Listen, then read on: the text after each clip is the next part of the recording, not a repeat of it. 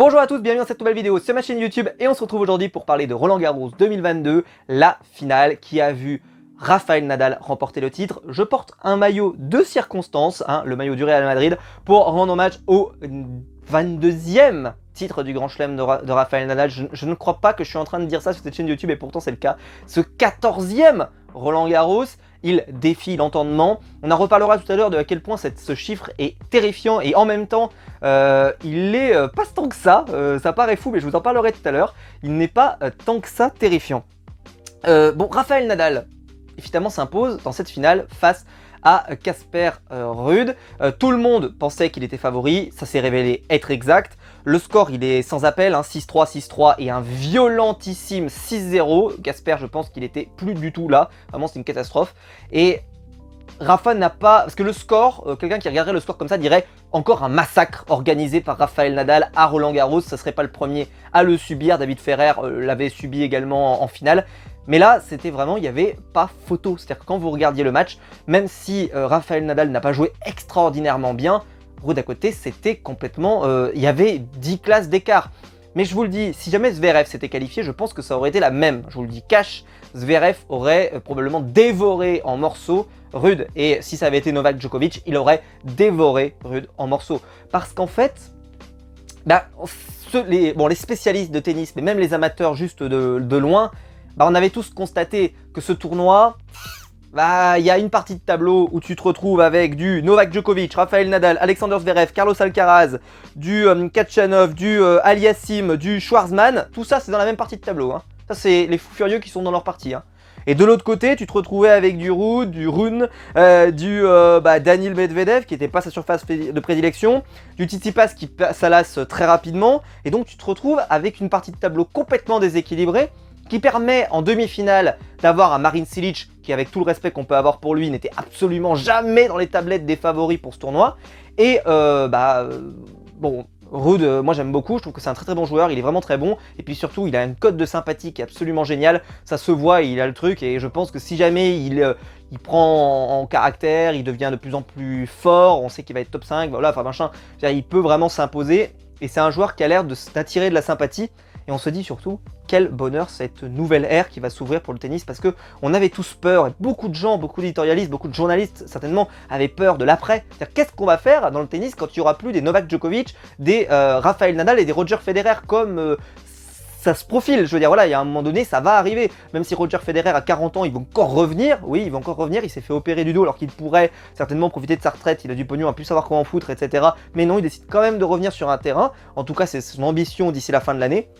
En sachant que son classement sera plus protégé là, à partir d'un certain moment, donc là je sais pas trop comment ça va se passer. Bon, évidemment que Roger Federer sera invité partout, il peut avoir des wildcards dans n'importe quel lieu, n'importe quel endroit sur la planète, n'importe quel grand chelem, sans aucun problème, il a juste à mettre un coup de tampon et on lui le donne. Mais tout de même, Roger Federer, c'est compliqué de revenir à son âge, et on va voir si c'est possible d'ailleurs. Et c'est vrai que la médecine aujourd'hui permet de faire des choses qui sont incroyables, parce qu'il y a des joueurs à 40 balais qui sont encore capables d'aller jouer et de se dire je vais jouer et je peux me mettre en position d'être favori mentalement pour gagner un Wimbledon. Vous voyez, c'est ce genre d'état d'esprit qu'on peut avoir à 40 ans. À 40 ans, c'est absolument terrifiant. Quand on y pense, c'est incroyable. Alors Rafael Nadal, donc 14 victoires à Roland Garros, c'est incroyable, c'est exceptionnel, c'est prodigieux tout simplement, c'est absolument prodigieux.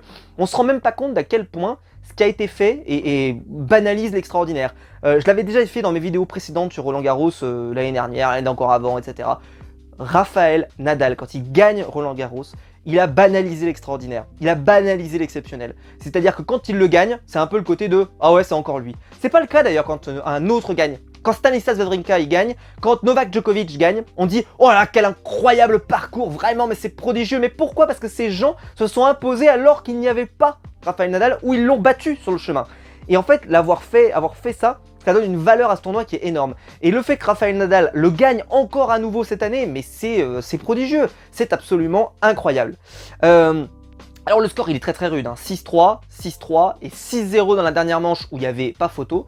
Et c'est sûr que quand tu regardes ce score comme ça, tu te dis ça a dû être un massacre, en bande organisée le pauvre. Et ben en fait non, pour ceux qui ont regardé le match, en réalité ce chiffre, ces stats sont trompeuses. Rafael Nadal a beaucoup raté. D'ailleurs, en tout début de match, son service, il l'avait pas, c'était une catastrophe. D'ailleurs, il break tout de suite, puis ensuite, il se fait débreaker, ce qui n'est pas courant hein, pour Rafael Nadal de se faire débreaker, sauf si c'est Novak Djokovic en face. C'est pas courant, voilà. C'est pas tous les jours qu'il se fait débreaker, ou Zverev d'ailleurs, par déduction. Mais là, ici, il s'est fait manger, quoi. Il s'est fait dévorer, Rude. Et en fait, le truc, c'est que dans sa partie de tableau, en fait, on peut pas savoir quel niveau il avait véritablement. Parce qu'il n'est pas tombé, lui, sur Tsitsipas. Il n'est pas tombé sur les purs terriens. Il est tombé sur des gens qui sont bons, hein, mais qui ne sont pas des exceptionnels joueurs, et pas des gens extrêmement bien classés en réalité. Et donc, le premier gros test, tu te retrouves sur le meilleur sur la surface, sur son cours, devant son public, dans son lieu, ce qu'il a fait, dans le mythe, t'affrontes le mythe. En plus, il est fan de Rafael Nadal, il n'y a rien qui t'aide, quoi. C'est-à-dire que t'es là, t'es en train de vivre un calvaire. D'ailleurs, le dernier set a dû être un calvaire, mais ceci étant, il était absolument pas triste, ça se voit quand il est fini, parce que je pense qu'il n'en espérait pas tant, même si on espère toujours, bien sûr, aller le plus loin possible, mais je pense qu'il n'en espérait pas tant, d'arriver en finale, si jamais il s'était dit probablement que ça allait arriver. Et il est en finale, et en fait, j'ai envie de dire, il y a un peu une sorte de fatalité, c'est-à-dire de dire, j'ai perdu contre Rafael Nadal, à Roland Garros en finale. Les plus grands l'ont fait, hein, t'inquiète pas, voilà, Roger Federer n'a pas trouvé la solution, tu n'as pas trouvé la solution, personne ne trouve la solution, c'est-à-dire qu'en finale, personne ne la trouve. Djokovic a réussi à trouver dans des matchs précédents, mais en finale, c'est un 100%, c'est un perfect, personne ne fait ça. Il n'y a personne qui est venu battre Rafael Nadal en finale ici. Personne, il n'y a pas un guide d'utilisateur pour te dire comment tu peux faire ça. Tu peux même pas aller t'adresser à Roger Federer et lui demander « Oh Fred frère, comment on fait ça ?» Il n'est pas capable de te répondre. Djokovic, tu lui poses la question, il n'est pas capable de te répondre non plus. Personne n'est capable de répondre à cette question. C'est ça qui est terrifiant. Donc en réalité, tu fais quelque chose qui est impossible. C'est-à-dire que tu te présentes devant l'Everest et on te dit « Il faut que tu le franchisses », mais on te précise que personne ne l'a jamais fait. Et donc c'est terrible pour lui. Et malgré... Je trouve qu'il n'a pas démérité non plus, mais il y avait une classe d'écart, il y avait un niveau d'écart effectivement, que ça soit au niveau du service, au niveau de la percussion, au niveau du... même sur sa ligne. Sur sa ligne, il n'y avait pas photo. Voilà. Et en fond de cours, même si Rafa court pas aussi bien que ce qu'on a pu voir lors des tours précédents, ça n'a rien à voir avec ce qu'on voyait quand il affrontait Novak Djokovic, ça c'est clair. Il a ramené beaucoup de bonnes choses. Il y a eu bien sûr quelques petits moments de flottement parce que Rafa n'a pas marché sur son adversaire. Il a eu du mal avec son service au tout début du match, ça a été compliqué, il y a eu des moments un petit peu difficiles, il s'est même fait débreaker. Enfin voilà, c'est pas un parcours de santé. Quand tu vois 6-3, 6-3, 6-0, tu te dis waouh, c'était un massacre. Et en réalité, c'était pas un parcours de santé, mais il y avait un écart. Voilà, il y avait un écart, c'est la vérité de ce match. Alors, c'est le défaut d'ailleurs du tournoi en lui-même sur cette saison, c'est qu'il y avait une partie de tableau qui était démentielle, avec des affiches prodigieuses. Je veux dire, vous regardez les quarts de finale, vous aviez d'un côté Novak Djokovic contre Rafael Nadal et Alexander Zverev contre Carlos Alcaraz. De l'autre côté, ça faisait beaucoup moins rêver, on va pas se mentir. D'ailleurs, il y a eu beaucoup de critiques sur le fait que les cours n'étaient pas totalement remplis pour certains matchs, en particulier la demi-finale, l'une des deux demi-finales, parce qu'elle était un peu moins bankable. J'arrive pas à vous l'expliquer, je comprends pas qu'on puisse ne pas venir, en sachant que les places sont pas données, etc. Je pense que c'est des places qui soit sont offertes à des gens et qui ne viennent pas parce que l'affiche leur plaît pas, j'en sais rien. Mais en tout cas, c'est bizarre de pas les remettre sur le circuit, en sachant qu'on peut j'ai appris ça, moi je le savais pas, mais on peut remettre en vente ces places, donc en réalité, il y aurait moyen de faire en sorte que les gens soient là. Peut-être que d'ailleurs, il faudrait réfléchir à vendre les billets seulement au dernier moment, c'est-à-dire à partir du moment où on connaît les affiches, c'est-à-dire que par exemple à partir du demi et finale, on met les billets en vente, ils partiraient quand même en une journée, ils partiraient même en moins d'une demi-heure, il n'y a pas de problème. Mais comme ça on aurait des gens qui sont sûrs de venir pour l'affiche, vous voyez. Alors que là, si t'achètes en amont en te disant peut-être, j'avais vu ça avec Clapman, youtubeur que vous connaissez peut-être qui fait des critiques ciné, il a acheté un billet du Night Session en estimant que peut-être dans un univers parallèle du Marvel Cinematic Universe, il y aurait Novak Djokovic et Rafael Nadal à ce moment-là si on faisait les calculs et qu'à ce moment-là ils se rencontrent. Et il a eu de la chance, c'est effectivement ce qui s'est produit. Pas de la chance, pas de la chance, mais quand il y est allé, effectivement c'était le cas. Et pareil, il rachète un autre billet pour je sais plus quoi, et pareil, à nouveau, c'était le match de Nadal avec la finale avec Nadal et bien sûr aujourd'hui. Enfin, donc effectivement, t'achètes un peu à l'aveugle, c'est-à-dire que t'achètes un match, mais tu es un peu en train de miser, te dire, tiens attends, ce match-là j'ai envie d'y aller parce que ce sera machin contre machin, alors qu'en réalité, si on achetait peut-être au fur et à mesure, peut-être que ça éviterait ce genre de désillusion. si je peux me permettre. Je sais pas du tout si c'est envisageable, je sais pas du tout comment ça marche dans les autres tournois, je vous cache pas, je suis stéphanois, je suis pas parisien, donc je sais pas, je suis jamais allé à Roland-Garros, c'est un de mes rêves, mais j'y suis jamais allé. Peut-être qu'un jour, si je deviens youtubeur et qu'on m'invite, j'aimerais bien, hein, mais je pense qu'à mon avis, je peux aller me gratter. Bon, écoutez, hein, c'est génial. C'était génial ce tournoi. Et cette partie-là de tableau, avec les 4 monstres, mais ça nous a donné des matchs prodigieux. Et alors, j'ai pas revenu sur la demi-finale, j'ai pas voulu faire de vidéo, je voulais en faire une, mais c'était, qu'est-ce que vous voulez dire sur ce match? Zverev, Nadal, vous êtes en demi-finale, il y en a un qui se casse la cheville en plein, ou qui se fait mal à la cheville, peu importe ce qui lui arrive, on n'est pas encore sûr. Voilà, je veux dire, ils étaient en train de nous faire une dinguerie. Une dinguerie. Comme Novak et Rafa nous faisaient une dinguerie, ils ont mis plus d'1h30 pour nous faire le premier set. Qu'est-ce que tu veux faire? C'était en train de devenir un match épiquement épique, un match incroyable. Tous les superlatifs pouvaient être utilisés et ça se termine brutalement. C'est absolument terrible. Et c'est là que tu te rends compte que dans cette partie de tableau, en fait, il n'y a eu que des finales. Il n'y a eu que des finales. Rafael Nadal contre Novak Djokovic, c'était une finale. Carlos Alcaraz contre Alexander Zverev, c'était une finale. Zverev contre Nadal, c'était une finale. Et en fait, tous ces matchs-là avaient l'odeur, avaient l'allure, avaient le physique d'une finale.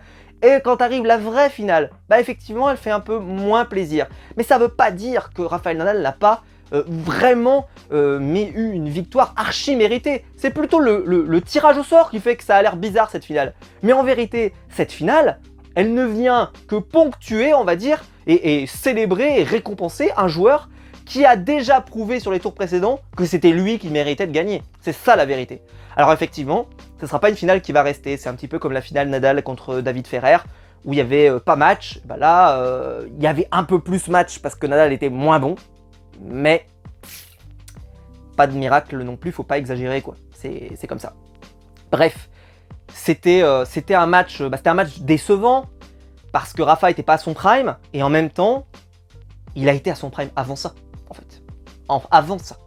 Et que c'est logique. Ça couronne un moment logique. C'est ça qui compte. Voilà.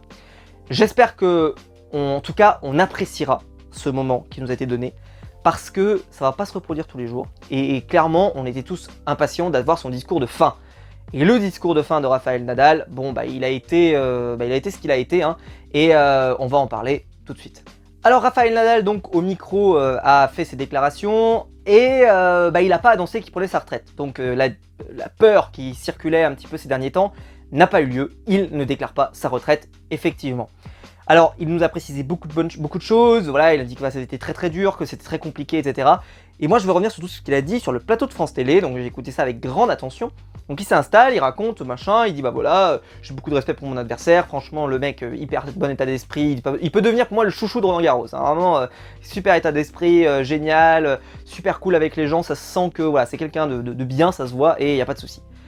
Et là arrivent les moments où il pose des questions, et là il y a des questions qui sortent. Les questions qui sortent, c'est est-ce que vous allez continuer votre saison? Est-ce que c'est la fin? Est-ce qu'il faut que vous trouviez une solution? Là, vu que c'est posé en français, c'est compliqué pour lui de comprendre, etc. Il a du mal, etc. Mais bon, il arrive à comprendre. Et il finit par répondre, je peux pas vous dire. J'en sais rien parce que là, vous voyez, je viens de gagner, il est encore dans l'euphorie du moment. Mais en réalité, si je vous dis vraiment ce qui se passe, là, la semaine dernière, après le match contre Moutet que j'avais remporté, en fait, je pouvais plus poser le pied par terre. Si vous m'aviez demandé est-ce que je m'imaginais à ce moment-là en train de gagner Roland Garros une semaine suivante, mais je vous aurais répondu, j'en ai aucune espèce d'idée. Et c'est avec le médecin qu'on a accompli un truc pareil.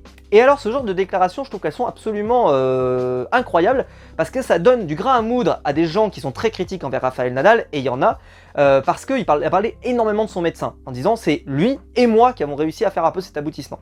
Parce qu'il dit, voilà, en gros, mon pied, on fait en sorte que je ne sente pas cette douleur au pied, que je puisse jouer sans, et que je fais de mon mieux avec ça, mais que si ça se réveille, je peux plus rien faire, je peux même plus mettre poser les pieds par terre, c'est fini, c'est terminé, je suis obligé de m'arrêter, c'est fini, d'accord? Et en fait, on se rend compte qu'il parle tellement du médecin, que ça donne du grain à moudre à ceux qui vous disent « Eh ben alors, il y a de l'aide des médecins, est-ce que c'est vraiment légal? Est-ce que c'est pas vraiment légal? Etc. etc. etc. » Et en fait, ce qu'il faut comprendre, c'est que Rafael Nadal, comment ça se passe? Quand il a sa blessure au pied, il reçoit des traitements pour sa blessure au pied. Aujourd'hui, ce que je vous expliquais tout à l'heure sur Novak Djokovic notamment, qui sont des gens qui ont une hygiène de vie absolument incroyable, qui sont extrêmement bien accompagnés, etc., qui se remettent beaucoup mieux de blessures aujourd'hui.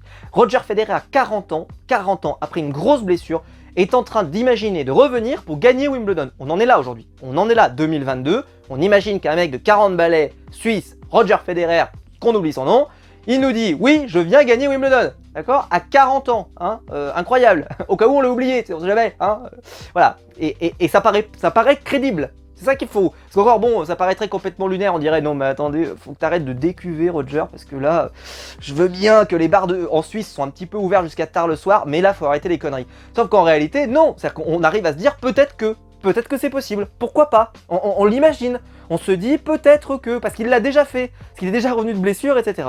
Donc la médecine aujourd'hui a progressé et prolonge des carrières au-delà de ce qui était imaginable. Avant, à 30 ans, tu jouais plus, hein. À 32 ans, t'arrêtais ta carrière. Aujourd'hui, à 36 ans, il y en a qui gagnent des grands chelems.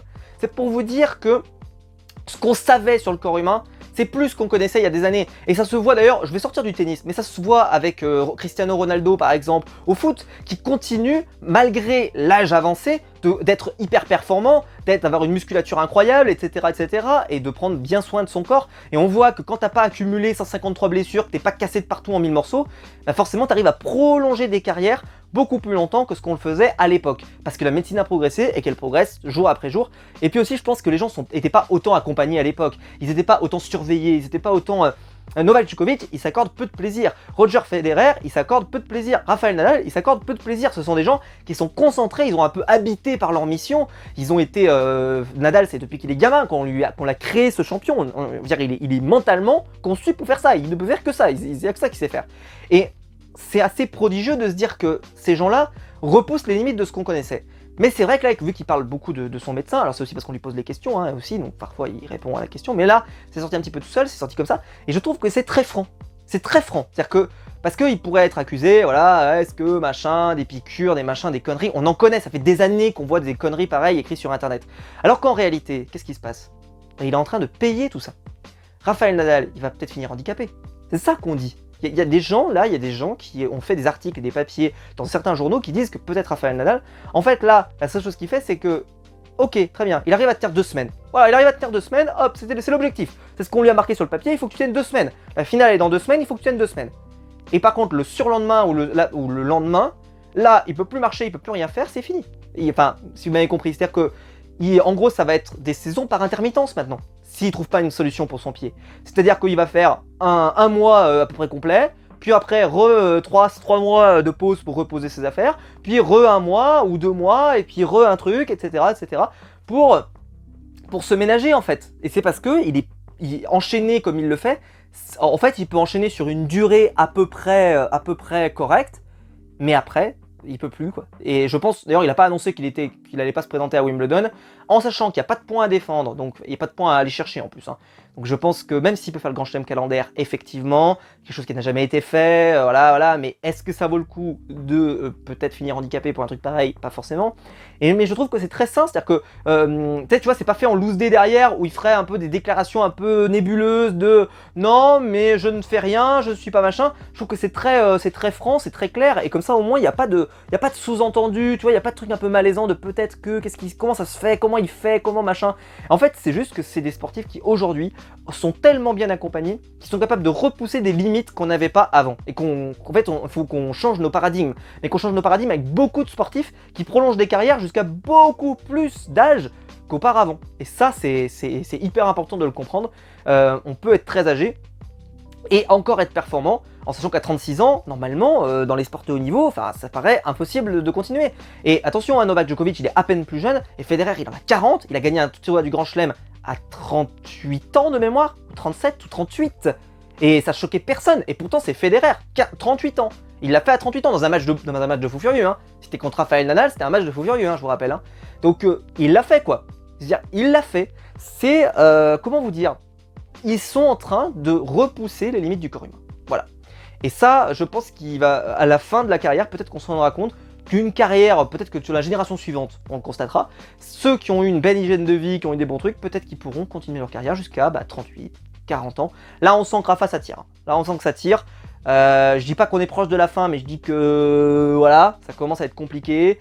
Il va faire des saisons à Gruyère. Il avait déjà fait une déclaration en tout début de saison où il avait commencé à dire oui, si jamais je réduis encore mon calendrier, je suis plus un joueur de tennis. Il avait déclaré ça.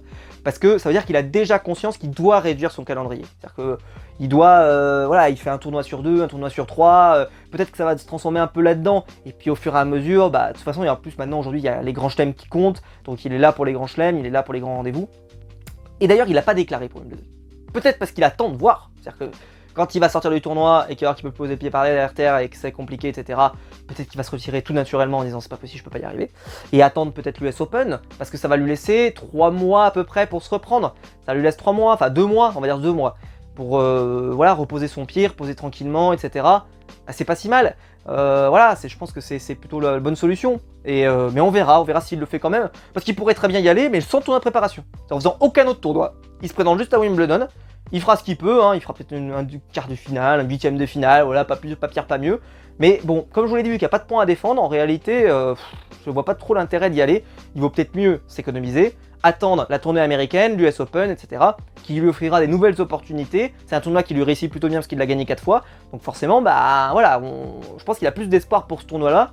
Et que la volonté de faire le grand chelem calendaire, voire même de devenir numéro 1 mondial, est-ce que c'est vraiment un objectif à court terme? Pas vraiment, parce que Rafael Nadal aujourd'hui, il est plus capable de faire des saisons complètes. Il n'y a que Novak qui fait des saisons complètes aujourd'hui, hein, dans les 3. Federer, il en fait plus, Rafa, il en fait plus, et Novak, lui, il est le seul qui fait tout à peu près. Sauf que bon, il a été privé au tout début, je sais, pour les polémiques et machin et tout, mais en gros, s'il n'est pas privé pour des raisons extérieures, il fait tous les matchs, il fait toutes les saisons, et on dit rien pour Novak, hein, et on dit rien pour Novak. Alors que Novak, il est à peine plus jeune que Rafael Nadal. Et Rafael Nadal, il y a déjà un an, on disait mais c'est pas normal, qu'est-ce qui se passe, etc. Et Djokovic, pourtant, il le fait. Sauf que Djoko, c'est un peu comme Nadal. Hygiène de vie de malade. C'est des gens qui sont accompagnés, le mec qui contrôle tout ce qui bouge, tout ce qui prend. Le fameux vaccin, tout ça, on reviendra pas dessus. Mais c'est quelqu'un qui. Ce sont des gens qui aujourd'hui sont tellement. C'est de la science. C'est plus que du sport, c'est vraiment de la science. Ils sont suivis comme on suivrait des rats de laboratoire, en gros. Et c'est des expériences vivantes, ces gens. Donc c'est assez extraordinaire. Alors évidemment, 22 titres du Grand Chelem, ça confirme quand même par contre dans l'esprit des gens peut-être que Rafael Nadal n'est qu'un terrien, tout ça, mais c'est plus le cas aujourd'hui. Parce que 14 titres du Grand Chelem, ok, mais il y en a quand même 8 qui ne sont pas... Enfin 14 titres à Roland Garros, mais il y en a quand même 8 qui n'ont pas été gagnés à Roland Garros, qui ont été gagnés sur les autres surfaces. Il a battu Roger Federer sur son terrain, il est allé à l'Open d'Australie, il est allé le gagner, etc. etc. C'est quelqu'un qui a repoussé vraiment les limites de ce qu'on pouvait espérer et croire chez Rafael Nadal. Et pour moi, c'est le plus grand champion, le plus grand esprit combatif qu'on connaisse. Et vous le savez, j'ai une immense admiration pour Rafael Nadal. Et j'espère qu'on apprécie à quel point on a de la chance de l'avoir en ce moment. À quel point, parce que quand il sera plus là, pour nous délivrer des matchs comme ça, avec une grinta incroyable, où il est en train de repousser les limites, où dans l'esprit, dans la tête, il est en train de battre son adversaire. Je sais pas si vous avez vu, juste avant de rentrer sur le court, juste avant, quand il est dans les coulisses comme ça, et il est déjà en train de courir partout, il est déjà en train de se donner à 200%, mais psychologiquement, tu voyais Ruud, lui, il était comme ça, concentré sur lui-même, il bougeait pas, etc. Mais quand tu vois l'autre qui est en train de bouger de partout, qui est déjà à 100%, etc., déjà, il est dans ta tête, déjà, il est déjà là. T'as même pas commencé, t'es même pas rentré, t'es même pas sur le court, il est déjà là. Et puis ensuite, t'as le moment où t'as l'annonceur qui égrène les nombres de victoires de Rafael Nadal, excusez-moi, qui dit voilà, il a gagné en telle année, et ça tu l'entends et tu te dis ah ouais, mais comment je vais faire? Et ça, tout ça, ça met un contexte. Il est sur son cours, il est chez lui, c'est ce qu'il connaît le mieux, etc. Enfin voilà. Je vais juste terminer sur un point et après je vais vous laisser. Il faut qu'on parle par contre de la demi avec Zverev. Vous savez que je pardonne beaucoup à Rafael Nadal son temps parfois qui est un petit peu trop. Sur le match avec Djoko, par exemple, ça m'avait pas perturbé parce que je trouvais que les deux prenaient du temps. Pour Zverev, ça s'est vachement vu. Qu'il attendait. C'est-à-dire que des moments, ça se voit, il est comme ça, il attend que Rafael Nadal arrive.